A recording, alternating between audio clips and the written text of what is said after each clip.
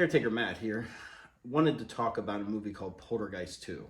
Now, Poltergeist 2 is not necessarily a horror movie that's going to be remembered because of how good the movie itself was.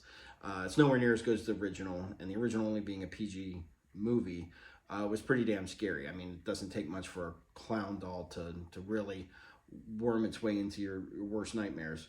But the second movie specifically, and the portrayal of Reverend Kane by Julian Beck, is what I specifically want to talk about, in that his portrayal of Reverend Kane is so haunting, one, because he's actually dying of cancer while they're filming the movie, and that does things to your body. As someone who watched a loved one pass away from cancer, that does shit to your body, and it was doing it to him while filming that you cannot achieve with prosthetics or CGI, even though that wasn't a thing at the time. You cannot achieve certain things with makeup. And the way that his skin is pulled back on his bones because he's losing all of his body weight adds so much horror to that character, just because mere twitches of his face really drives home how the scene where he is trying to convince Craig T. Nelson to let him into that house. And he goes from the, just kind of the ho-hum Southern preacher to talking through his teeth like this and trying to tell him, you need to let me in. That is such a strong scene. It's probably the best scene in the movie because you really get the full effect of Julian Beck as Reverend Kane.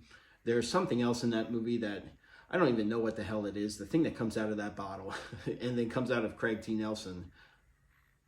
Yeah, that thing. I don't know what the hell that thing is. Apparently it was played by a guy, obviously with no legs, a prosthetic. But I don't even know what the hell that thing's supposed to be.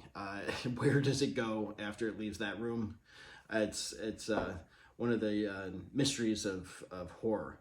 But this movie, specifically because of Julian Beck, stands the test of time. Yeah, it's got the little lady back in it, and and she's great. And Will Sampson is always fantastic. The Chief from Cuckoo's Nest, he's always fantastic.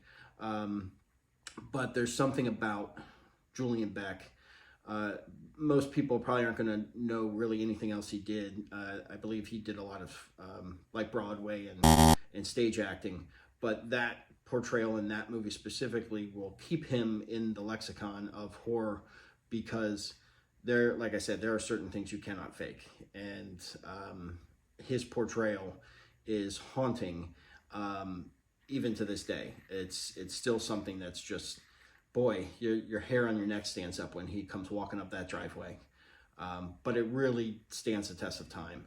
So if you haven't seen it in a while, give it a watch for him. Because that's one of the lasting things he'll be known for. And he did a hell of a job. This is not something that's in memoriam because he died and yeah, it wasn't a great port. No, he really knocked it out of the park, and it's fantastic. So if you haven't seen it in a while, give it a watch. And this Caretaker Matt, over and out.